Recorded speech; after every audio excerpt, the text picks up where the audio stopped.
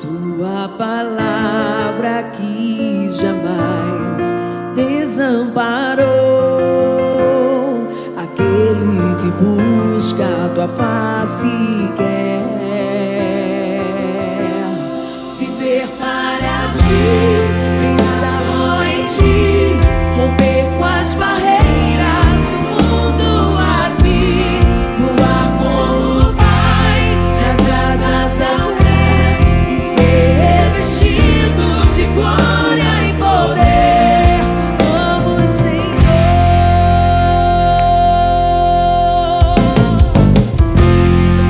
amo o Senhor, meu Salvador. Anelo tê-lo bem junto a mim. Minha esperança é tua palavra que jamais desamparou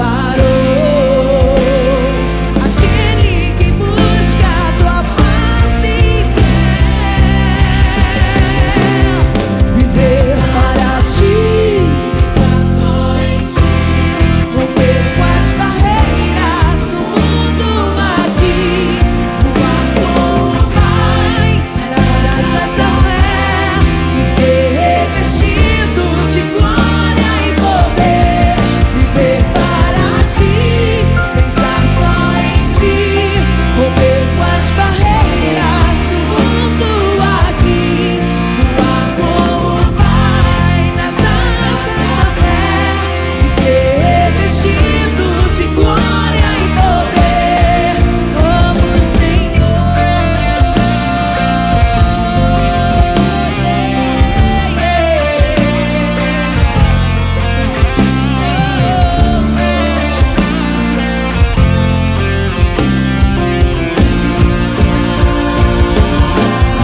viver para ti, pensar só em ti, romper com as barreiras do mundo aqui, voar com o Pai nas asas da fé e ser revestido de glória e poder. Viver para ti, pensar só em ti, romper com as barreiras do mundo aqui.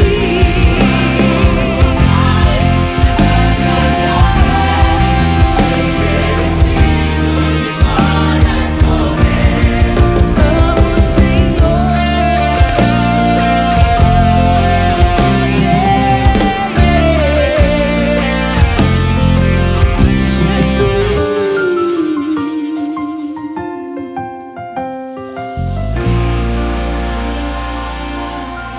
Sejam todas bem-vindas a mais uma palestra do Ministério da Mulher Brasil. Este mês de novembro, nós estaremos abordando um tema muito interessante sobre os nossos sentimentos em relação à nossa dor. Porque é um sentimento que ele muitas vezes define nossas ações e, consequentemente, o nosso futuro nos afeta de forma tão forte. Pois bem, esse mês a psicóloga cristã Flávia Luiz Vaz, autora do livro Guardiões da Infância, estará nos ensinando a descoberta da dor, a sua origem, mas também como nós podemos passar por esse momento. Fique conosco e vamos juntas aprender à luz da palavra e do conhecimento. Deus abençoe.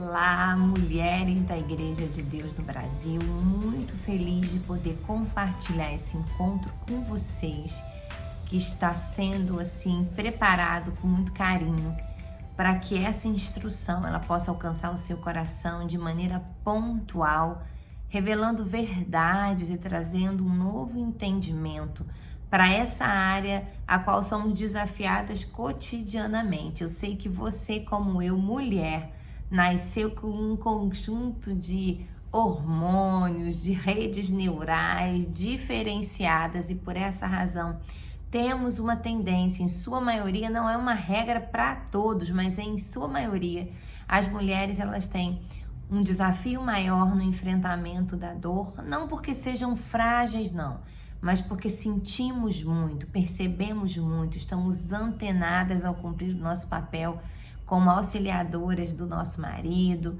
né? Mulheres que estão ali de olho no que acontece na vida ministerial, na vida profissional, na jornada de vida de cada um dos filhos.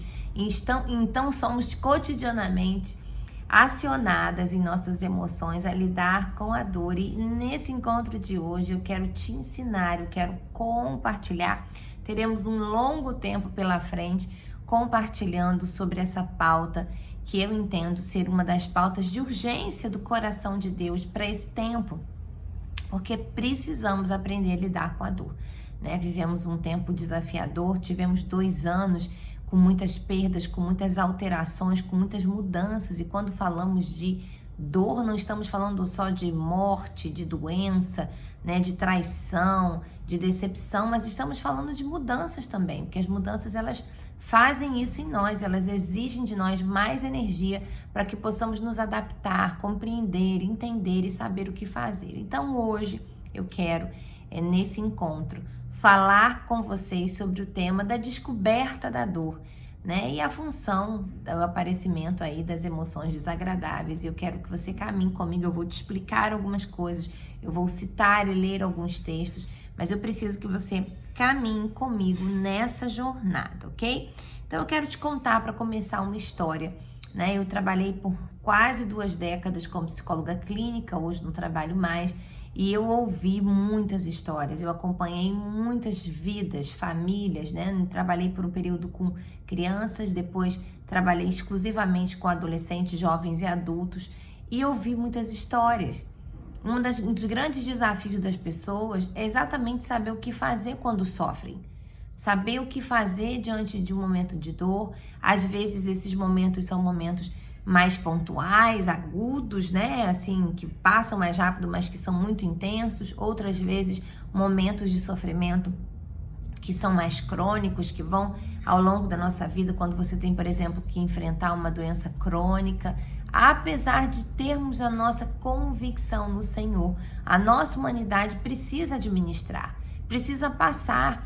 E sabe, eu vejo que esse, inclusive, é um assunto que o Senhor tem desejo profundo de que a gente aprenda, porque precisamos entender o que fazer nessas horas, né? Saber como nos portar. Eu lembro de uma história quando Jesus ele foi questionado entre os seus discípulos, porque um homem havia estado ali doente, e os discípulos questionaram a Jesus por que aquela situação estava acontecendo, se foi pelo pecado do pai, pelo pecado da própria pessoa, alguém tinha feito alguma coisa que era responsável para explicar aquele momento de dor.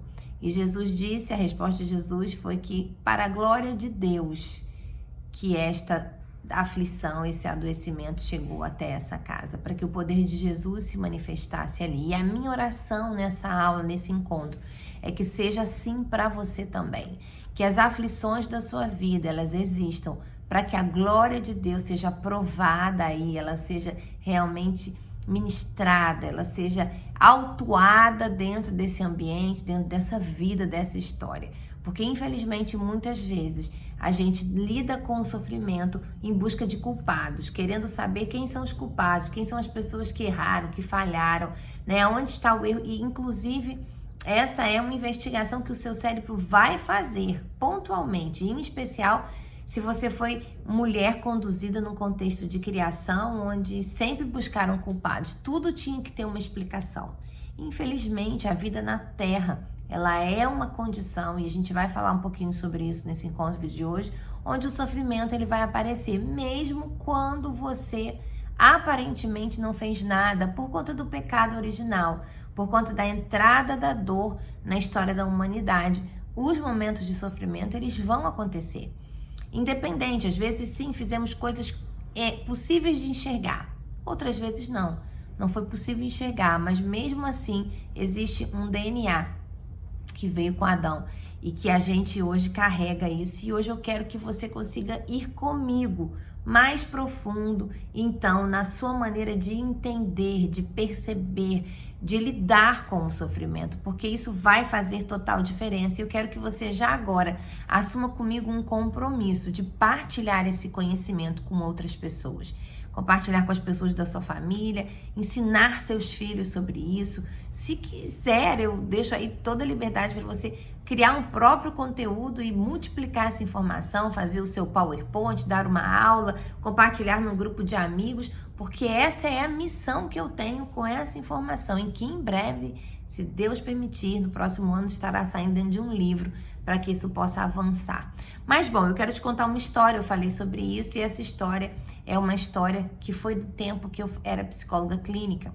Eu atendia no meu consultório e eu estava ali ouvindo uma mulher admirável, uma mulher encantadora, uma guerreira, uma mulher forte, uma mulher que eu acompanhei por muito tempo, de uma família de pessoas cristãs. Ela vinha de uma linhagem de missionários, pastores, ela era a 3ª ou 4ª geração de pessoas envolvidas com a fé, uma mulher cristã, uma pastora, uma líder. E ela chega no meu consultório naquela tarde com um relato que me tomou, me assaltou. O relato dela era que por aqueles dias ela estava idealizando a sua maneira de tirar a vida. Ela chegou a desenhar como faria, de que maneira faria, o que faria, como se despediria da família. E aquilo me chocou profundamente, porque eu falei, meu Deus, o que leva uma pessoa que conhece o Senhor, uma pessoa que vive a sua jornada de vida por o Senhor, uma pessoa inteira, uma pessoa entregue, uma pessoa inteligente, a chegar a esse ponto? O que aconteceu, né? E aí eu ouvi, né, toda a sua história. Aparentemente a gente tentava encontrar uma razão, um grande motivo para que ela chegasse àquele ponto de desistência da vida e não encontrávamos, não tinha um culpado, uma grande decepção, eram fatores daquela história que juntas somaram e consumiram toda a energia dela, a levando a se sentir daquela maneira, sem expectativa de vida, num quadro depressivo. Bom, fui para casa. Eu confesso que naquele dia, no atendimento, durante o atendimento, eu fiquei sentada, sabe, assim, tipo, meio chocada, porque eu pensava, meu Deus, o que eu vou fazer? E eu fui para casa aquele dia com aquela palavra que Deus havia colocado no meu coração: escute e acompanhe, escute e monitore. E eu comecei, naquela época a gente já tinha mensagens de WhatsApp, e eu fui trocando informações ali com ela, monitorando ela, né, ouvindo, dando feedbacks, insights, para ajudar a ativar a vida naquela mente, naquele coração. Mas fui orar. Aquela madrugada, eu confesso que eu não consegui dormir. Isso não era muito comum comigo, assim, de perder sono por causa de atendimento. Mas eu fiquei tão impactada, eu creio que foi o Espírito Santo que me levou a gastar um tempo ali naquela madrugada, né? E eu falando com Deus, falei, Senhor, fala comigo, eu preciso entender melhor a dor. Eu preciso entender mais profundamente, eu preciso enxergar coisas para que eu possa ajudar as pessoas que eu cuido, que o Senhor tem confiado a mim, a avançarem nessa temática. Simplesmente esperar a dor passar não está sendo suficiente. Eu creio que o Senhor tem algo. Foi quando Deus ele me trouxe o texto de Gênesis 3. Eu quero ler esse texto com você porque eu considero muito importante.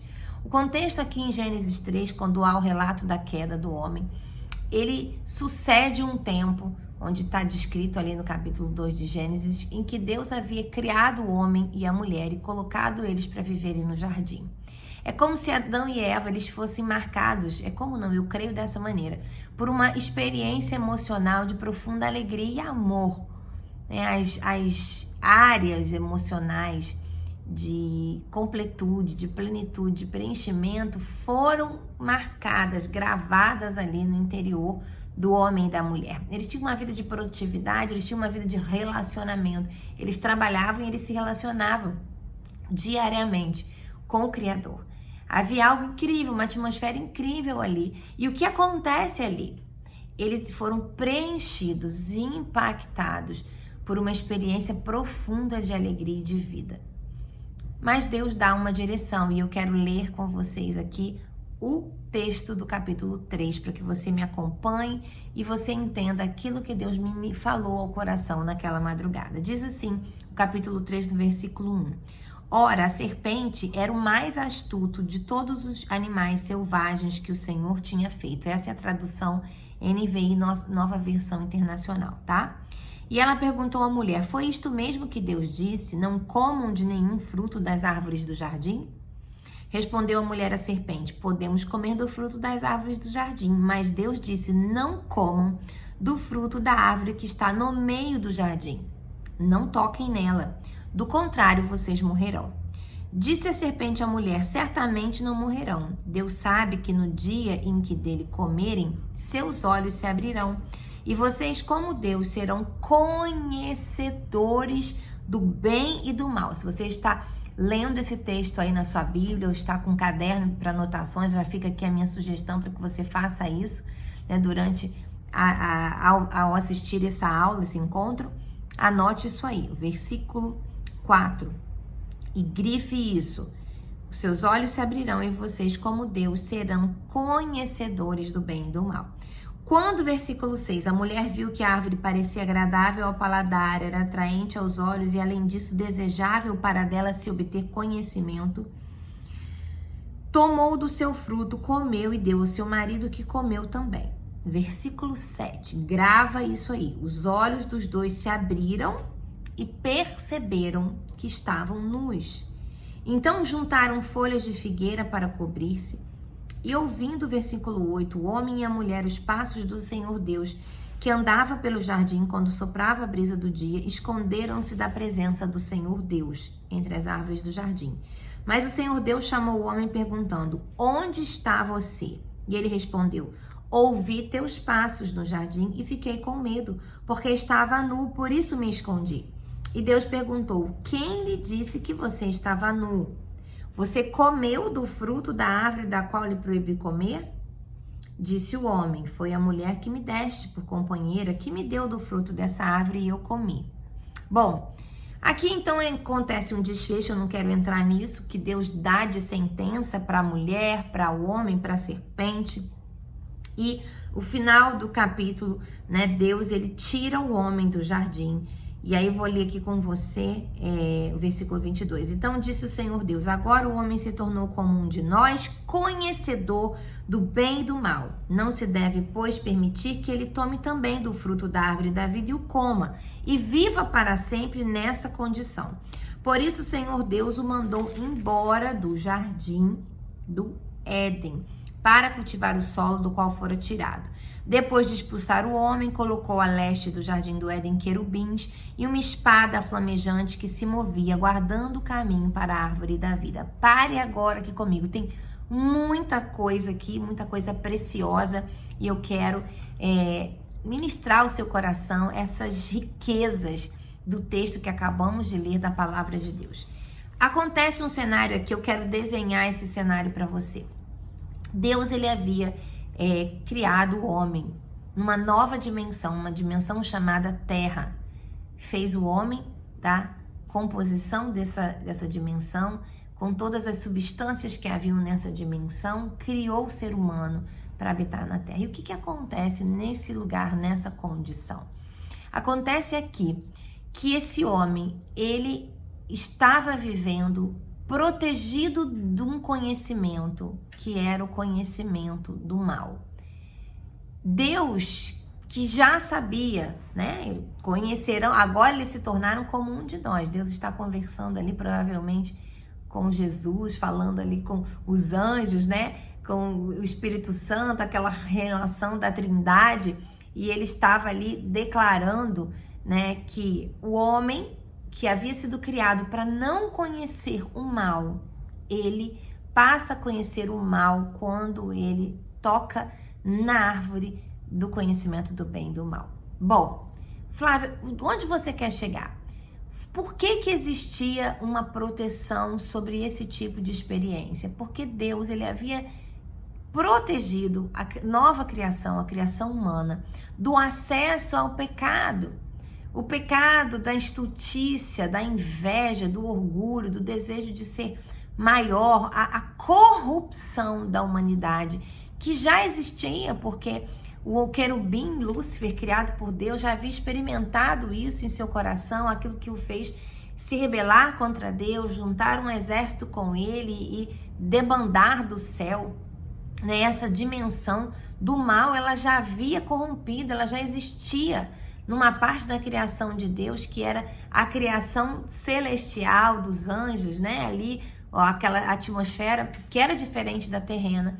E Deus, quando vai criar a nova criação, que é a terrena, humana, eu e você, ele decide nos proteger disso. Porque se a gente se consumisse, se envolvesse, né? Se a gente tomasse isso pra gente, nós estaríamos corruptos e corruptos morreríamos. A sentença do pecado seria a morte.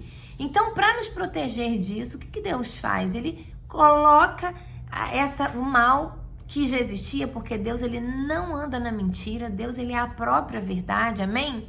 Ele não poderia negar que aquilo existia. O que ele faz? Ele protege, ele coloca uma coberta, né? Ele coloca uma cobertura. Ele diz o seguinte para o homem: coma de tudo, inclusive da árvore da vida o homem poderia comer, não teria problema. Mas não coma da árvore do conhecimento do bem e do mal, porque do dia que você comer, você de fato, como a serpente disse, vai ser conhecedor do bem e do mal. E a corrupção, ela vai assumir, ela vai entrar na sua natureza. E quando essa corrupção entrar na sua natureza, você vai morrer. E o que Deus lindamente faz? Eu quero que você me acompanhe aqui. Quando o homem vive essa experiência que ele desobedece, ele agora passa a ter a sensação do medo, ele percebe que tinham coisas erradas, né? Ele tem acesso ao conhecimento do mal. Isso é afirmado pela serpente, é afirmado por Deus no final do capítulo 3.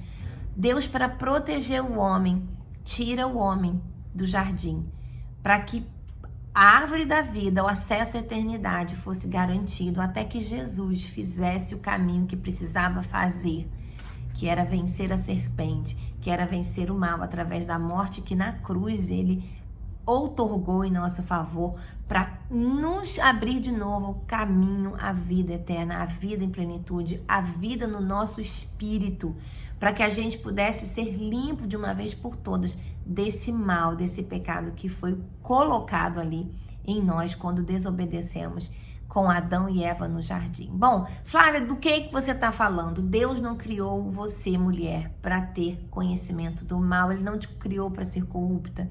Ele não te criou com a intenção de que você tivesse acesso. Ele te criou para viver num ambiente de alegria e de amor. Portanto, quando nós fomos expostos ao mal ali no Éden, ele liberou algo que eu creio, na minha conjuntura aqui, nas minhas ideias mirabolantes, que já estava prevista na neuroplasticidade cerebral do ser humano, que foi o mecanismo de dor, né? Um mecanismo de nocicepção, que é esse mecanismo que nos faz sentir dor diante de situações de perigo, que faz com que o nosso corpo produza febre quando existe algum agente que coloca ele em risco. E por que, Flávia? Do que você está querendo dizer? A dor estava coberta naquela árvore. Não era para a gente descobrir a dor. A dor era para viver coberta naquela árvore, mas como nós ficamos expostos ao perigo da morte, ao mal, né? Fomos afetados e aí estávamos a partir de então expostos a morrer. Deus precisou permitir com que o acionamento da dor na estrutura humana, no corpo humano, fosse ativado, fosse liberado diante das experiências que nós fôssemos viver na Terra, para que, entendendo perigos, pudéssemos corrigir a nossa rota. Olha, gente, naquela madrugada, eu não sei se você está alcançando ou se você vai precisar ouvir de novo essa parte do nosso encontro para alcançar o que eu quero te dizer, mas eu fui tomada por um entendimento revelador que o Espírito Santo trouxe a mim. Vocês não foram criados para viverem sentindo dor, mas por conta do pecado, eu precisei permitir que a dor fizesse o seu papel de corrigir vocês quando vocês estiverem em perigo, ou quando vocês estiverem em pecado, quando vocês estiverem em uma situação que, se ela permanecer, vai levar você à morte. Morte física, morte emocional, morte espiritual. Então, a dor ela entra ali não como uma coisa ruim, uma coisa que tem uma função ruim, mas sim como algo que é neutro, que foi necessário na vida terrena para que a gente pudesse corrigir. Eu quero mostrar isso na palavra. A palavra de Deus ela é clara. Ela diz que a tristeza, segundo Deus, ela existe para produzir em nós peso de glória, para causar arrependimento, para fazer você mudar o seu caminho. Então, a partir daquela madrugada, eu passei a entender a junção da função da dor. Sabe, a dor e todas as emoções desagradáveis, como o medo, que aparece já ali no relato aqui da queda, né? Elas têm função. E elas têm uma função de corrigir algo que está errado, algo que pode me destruir, algo que se eu permanecer, talvez você está aí com um processo de adoecimento no seu corpo, né? As suas taxas de açúcar estão altíssimas, você correndo o risco de desenvolver uma diabetes e com isso ter coisas graves na sua história. E aí você vai fazer um exame, o exame dá alterado, você começa a ter dor, mal-estar. Essa dor tem uma função, te mostrar que você precisa corrigir sua alimentação, seus hábitos rotineiros, mudar o estilo de vida para que o seu corpo físico não padeça, para que você não morra. Entendem? Então, naquela madrugada, Deus ele foi profundo ao meu coração. Pare de lutar contra a dor. Pare de achar que a dor ela é uma inimiga. Pare de olhar para as emoções desagradáveis e achar que elas só precisam ser estancadas. Mais importante do que a dor que você sente, mais importante do que a tristeza, o medo, a raiva que comparece nas suas emoções, é você entender a função que elas têm e, sobretudo, o que elas vieram corrigir. Quando eu fui estudar, olhar para a dor, né, cientificamente, o que eu venho descobrir? Que a dor ela é o 5º sinal vital de Campbell. James Campbell, em 1996, ele ligado à Sociedade Americana da Dor, o que ele vai nos ensinar? Ele vai nos dizer que a dor é um sinal vital como outro qualquer. Por exemplo, a respiração, os batimentos cardíacos, a pressão arterial. Todas essas funções, quando você está com uma pessoa para avaliar se ela está viva, você precisa checar esses sinais vitais. E o 5º sinal vital que é checado é se a pessoa sente dor. A dor, então, ela tem função.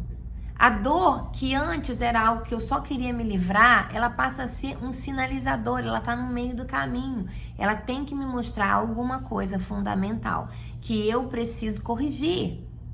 Ela é sinal de vida, ou seja, um organismo terreno, ele passa a sentir dor. Ele descobre a dor. Eu queria descobrir? Não, eu queria viver no Éden.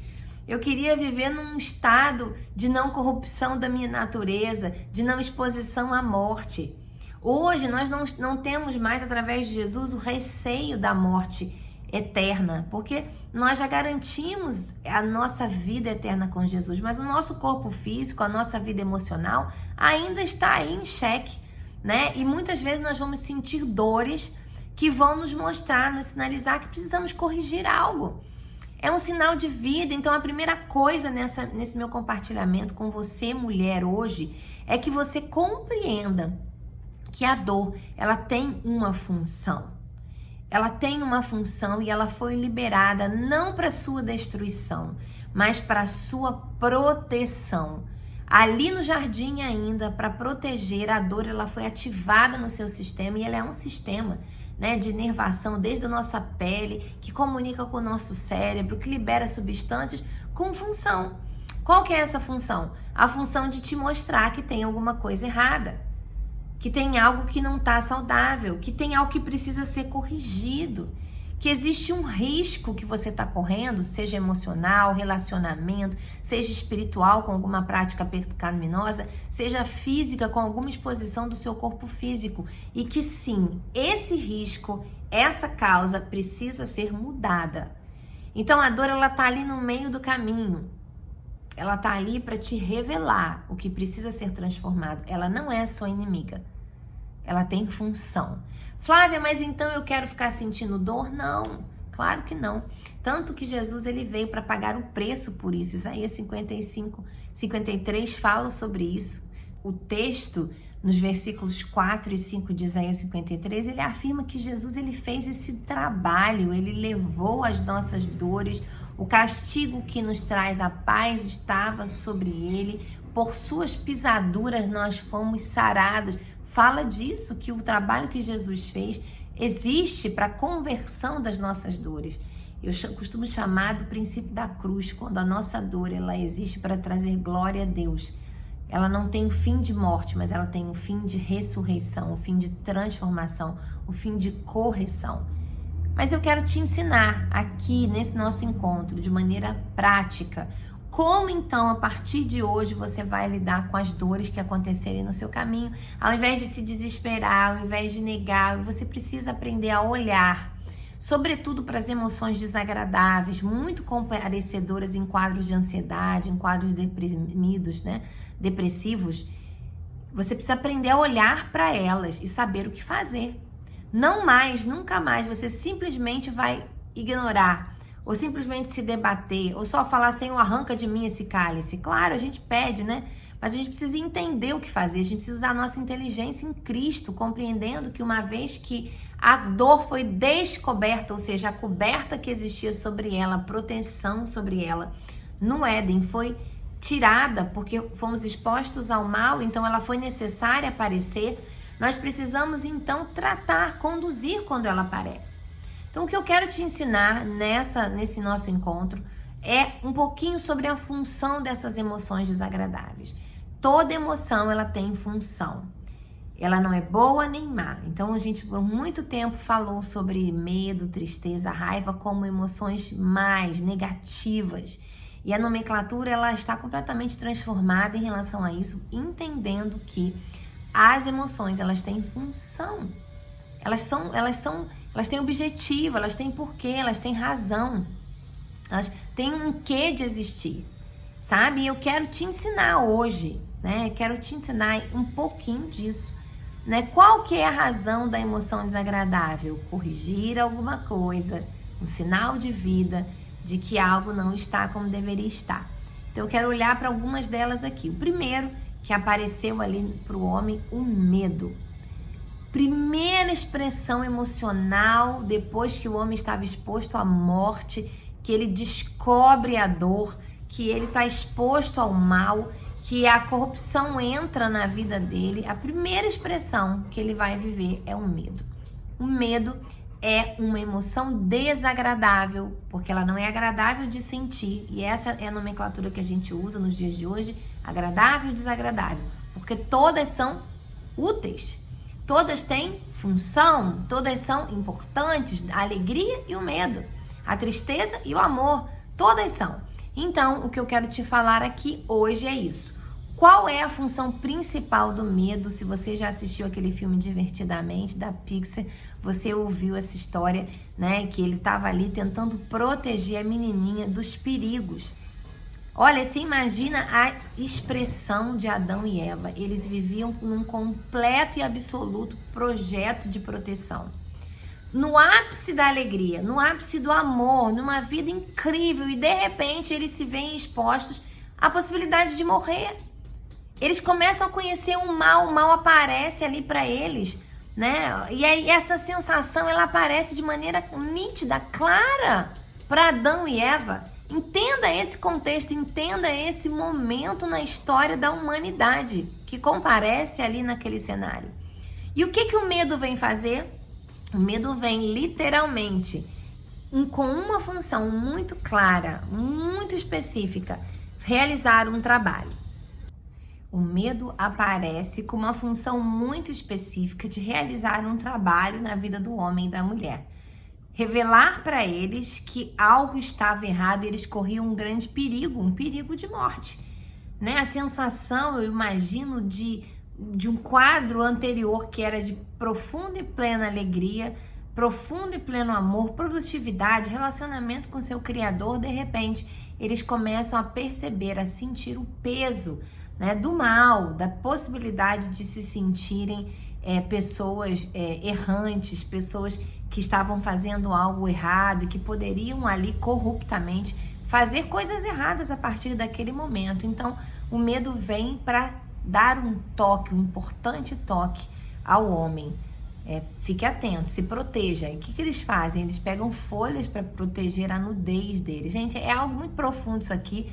Eu não vou trabalhar isso de maneira teológica, nem me sinto em condições para isso, mas eu quero chamar a sua atenção e eu oro para que o Espírito de Deus vá profundo no seu coração.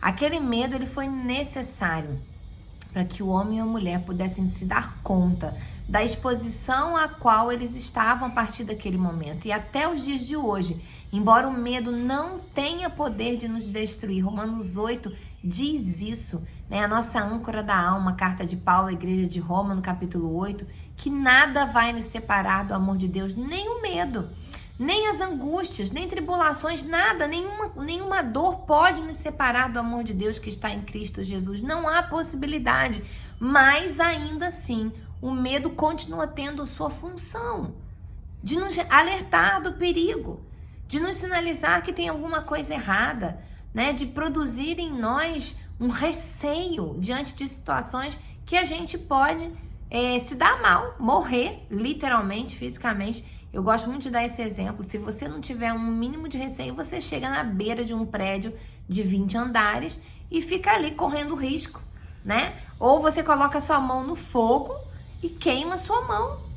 Existem, inclusive, programas dessas televisões fechadas que falam sobre casos de pessoas que não têm a percepção de dor. Então, física mesmo, elas se quebram, se machucam, se queimam e não percebem. Ferem uma parte do seu corpo e por não terem a percepção nociceptiva, que é esse canal, né, neural de dor, de inervação para perceber o ferimento, elas se machucam e ali elas ficam, né, correndo o risco de morrer, porque infecciona, se expõe muito mais. Então entendam isso, gente. Isso é algo muito importante você entender a partir de hoje. O medo, ele vai aparecer sim. E ele, quando aparece, ele tem a função de fazer você corrigir alguma situação que está em perigo, que você precisa sair dessa situação. Você precisa se proteger desta situação. Um objetivo de fazer com que você perceba que aquilo está colocando a sua vida em risco, em perigo, e faça você sair dessa situação. Então, o medo, ele tem essa função de correção. Sabe, muitas vezes a gente faz isso na educação com os filhos, né? E tudo bem, não tem problema nenhum nisso, situá-los, né? Olha, se você fizer determinada coisa, você corre risco, você tá em perigo, você tá andando na rua e tá com o celular na mão, né? Eu tenho filhos adolescentes já que saem sozinhos, né? Já com quase 18 anos, o mais velho vai fazer. E a gente ensina isso, a gente, olha, presta atenção. Não anda com o celular na mão na rua, porque você tá expondo, né? Então, ter um pouco deste receio, deste medo, ele é um agente de proteção, ele cumpre o papel de dar a você proteção. E a partir de hoje, o que eu quero te ensinar é que você aprenda a olhar as emoções quando elas comparecerem. Aceitar que elas estão ali e validar, entender se faz sentido sentir. Porque às vezes você, mulher, tá aqui, tem medo de assumir um compromisso, de estudar, tem um medo de repente, assumir um ministério na sua comunidade, na sua igreja, porque você fica com que sensação que você não vai dar conta, que aquilo é perigoso. E eu quero te dizer, não. Existem medos que são inválidos, que não tem razão de existir. Então, o que você vai fazer quando você olha para aquelas emoções, checa se elas fazem sentido, se elas são válidas? Você vai escolher o caminho que você vai dar. Se você entender que de fato aquilo é perigoso, você vai se proteger. Se você entender que não é, o que você vai fazer? Enfrentar. Segunda emoção desagradável que eu quero trazer aqui para você hoje é a raiva. A raiva é uma emoção desagradável que tem a função de proteger a integridade da vida, as relações. Ela tem uma função de mostrar para você contextos de injustiça, fazer com que você se mobilize para não permitir a destruição das coisas, das pessoas, né? Da moral, muitas vezes, das injustiças acontecerem. E ela comparece em contextos onde você se sente injustiçado, né? Onde você se sente traído, onde você entende que aquilo ali não deveria funcionar daquele jeito e aquilo agride você, agride a sua estima, a sua identidade, a sua moral, os seus princípios, e normalmente a função dela é que você seja alguém capaz de fazer correção dessas injustiças. Bom, o que acontece aqui? Eu preciso aprender a fazer o mesmo caminho que o medo. Quando ela aparecer, muitas vezes a gente sente raiva, né? Ai, Flávia, mas a Bíblia diz que irai-vos e não pequeis, né? A gente vai irar? Vai, as emoções desagradáveis vão aparecer? Vão, mas não peque. Qual é o grande desafio da raiva? Você escolher a ação que você vai fazer após essa sensação aparecer. Qual que é a ação? É uma ação de correção, não de destruição. Então, quando a raiva comparecer, sempre avalie da mesma maneira. Faz sentido sentir? Faz. É algo injusto, é errado. Então, qual é a ação de correção? Não de destruição, que eu posso ter a partir dessa situação. Posso conversar, posso criar um movimento. Eu gosto muito de dar esses exemplos. Grandes mulheres fizeram movimentos de transformação na sociedade, de acolhimento a injustiças, de trabalhar para diminuir, né, causas como a questão do negro, a questão do órfão, da viúva, com movimentos que vieram dessa sensação, né, muitas vezes de injustiça, de raiva da situação, que promove uma compaixão e uma ação inteligente de correção na direção daquilo que está aparecendo. Outra emoção muito comum, a tristeza. A tristeza, ela é uma emoção desagradável que tem função reflexiva, de fazer você se autoanalisar, de fazer você avaliar os contextos onde você está inserido, as suas relações, identificar problemas no funcionamento das coisas da sua vida, né? E aí, a partir daí, conseguir mudar os cenários também com atitudes de transformação. Muito comum, às vezes, quando a gente está em relacionamentos de amizade, às vezes familiares, que são relacionamentos abusivos, tóxicos, né? Você se sentir triste. E desde cedo ensine seus filhos a perceberem as emoções, perceberem aquilo que elas acusam, que elas falam e a validarem. Faz sentido isso? Faz sentido eu me sentir triste quando todas as vezes que eu vou conversar com aquela minha amiga, ela tem uma palavra dura de crítica para mim? Faz. Então, se faz sentido, qual a atitude que eu vou tomar para mudar essa relação? Talvez um diálogo, uma conversa franca, ou um propósito de oração em relação a esse relacionamento, né? Um posicionamento, algo que eu preciso fazer para mudar. Então, lembre-se disso, que é muito importante. Não fique tão preocupada com as emoções desagradáveis, com as dores da vida, mas sempre aprenda a ler o que elas estão aí para dizer para você. Isso vai ser uma chave poderosa, transformadora, e o Espírito Santo, ele vai te guiar no caminho que você deve seguir. Por último, eu quero falar com você sobre 3 maneiras comuns que fazemos para lidar com momentos de dor. O primeiro deles, infelizmente muito comum, é o da negação. Quando eu nego que as coisas existem, que eu tenho um problema, que meu filho está cometendo aquele pecado, que o meu marido está tendo aquela atitude irregular, corrupta. Quando eu estou indo negar o dia de dor, negar a dificuldade, não vai te ajudar a resolver. O sacerdote Eli fez isso. Ele provavelmente negou a atitude dos filhos que estavam descuidados, né? Eram corruptos no cuidado da casa de Deus, viviam de uma maneira errada. E o cumprimento, o resultado dele negar o que estava acontecendo foi a destruição, né? Foi a mancha no seu ministério como pai. Então entenda algo que eu quero dizer para você. Não negue. Se existem situações sendo apontadas nas suas emoções, pare para tratar, ainda que seja para descobrir que não é válido, que não tem sentido você sentir essa tristeza profunda em relação a você, se sentir incompetente, incapaz, porque Deus te ama. Deus, ele distribuiu dons e talentos, ele tem uma expectativa para a sua vida como mulher, então não negue. Segunda maneira que eu não quero te aconselhar a lidar com a dor na sua vida: vitimização. São pessoas que têm um padrão, aquele padrão, sabe, do tipo... Eu sou a vítima, isso está acontecendo comigo, e eu sou acionada muitas vezes por mulheres, por pessoas assim, né, que não conseguem enxergar a sua porção, na história. Então, mesmo que de fato você seja uma vítima, aprenda a olhar e a encontrar a porção de responsabilidade que você tem, ainda que seja de mudar a situação.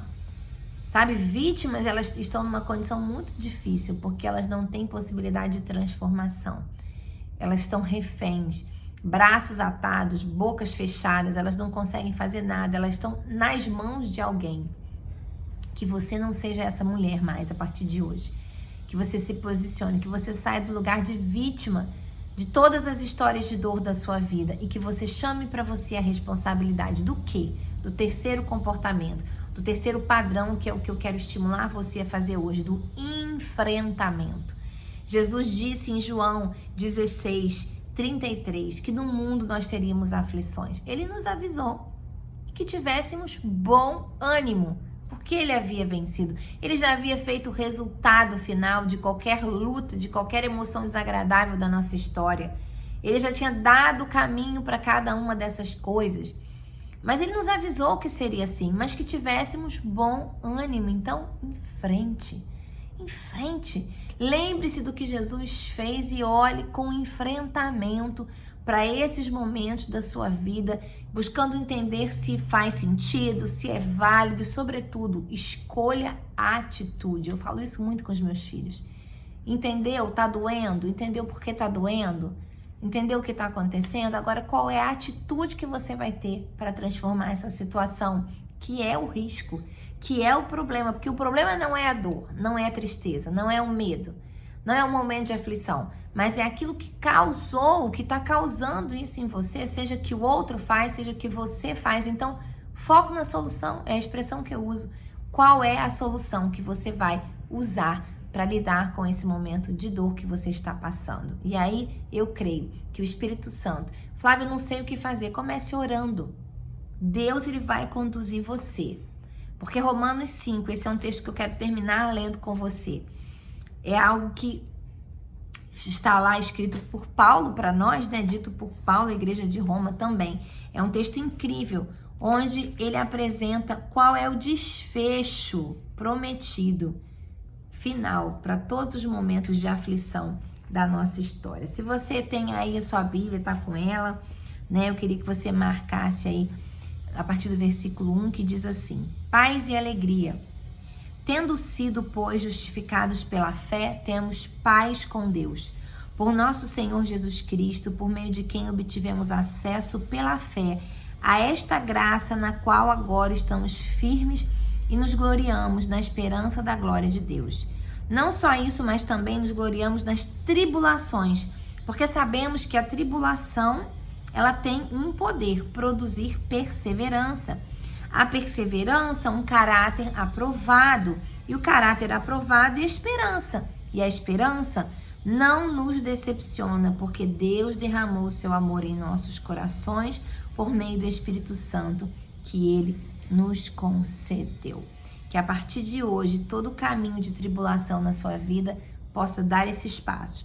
Produzir em você perseverança, produzir um caráter aprovado, crescimento, esperança, e essa esperança seja a âncora da sua alma. Que Deus te abençoe, foi um prazer estar aqui com você e que agora, ao terminar esse encontro, você parta para atitudes práticas, porque a partir de hoje a dor, ela foi revelada para você de uma maneira que talvez você nunca tenha entendido ela.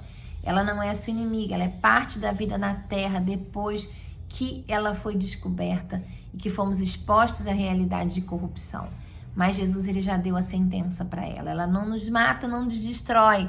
Ela produz em nós a esperança ao final de uma jornada de entendimento e de correção dos caminhos que nos levam aos quadros de sofrimento. Deus te abençoe, um beijo no seu coração e que seja bênção, multiplica isso que você recebeu e cumpra com excelência, com graça, o seu propósito sobre a terra. Tchau!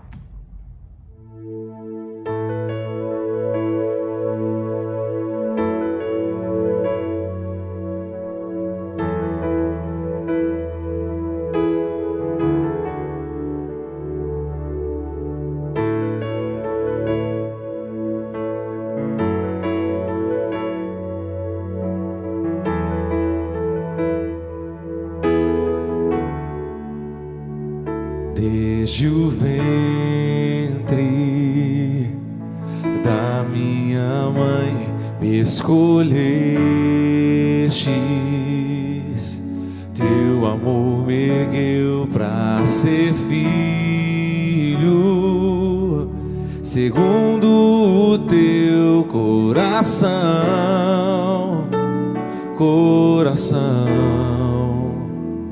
e hoje vejo tua mão sobre mim, me ungindo a curar e quebrantar os oprimidos, os feridos de alma e coração.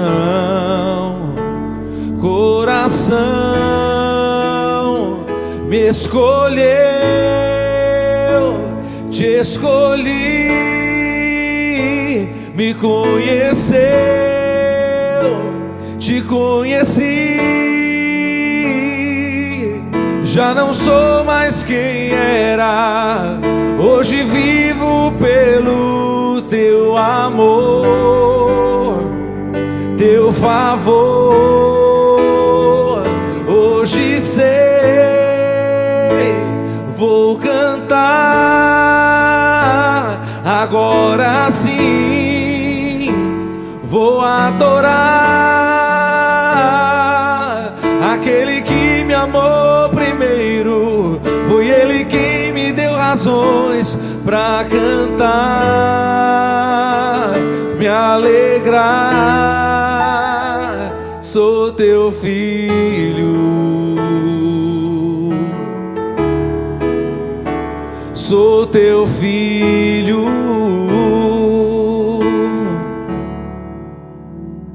Desde o ventre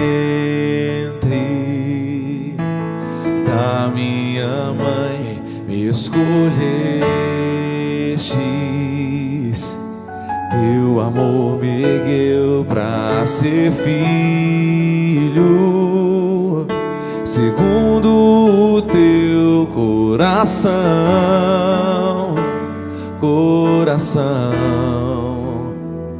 E hoje vejo tua mão sobre mim, me ungindo a curar e quebrantar os oprimidos, os feridos de alma e coração.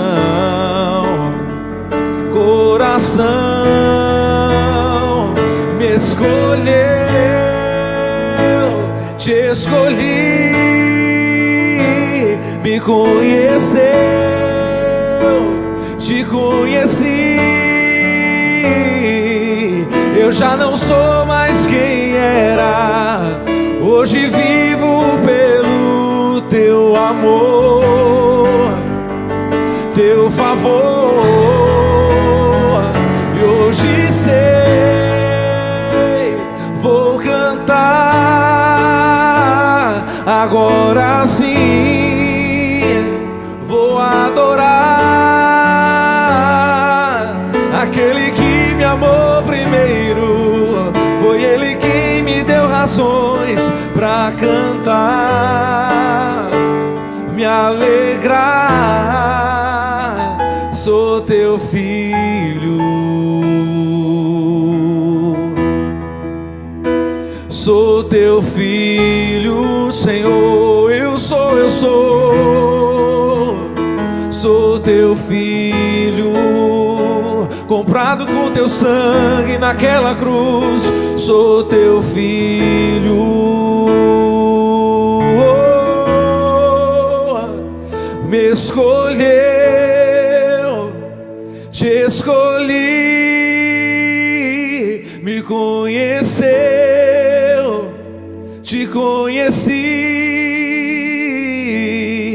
Já não sou mais quem era, hoje vivo pelo teu amor, teu favor. Hoje sei, vou cantar, agora sim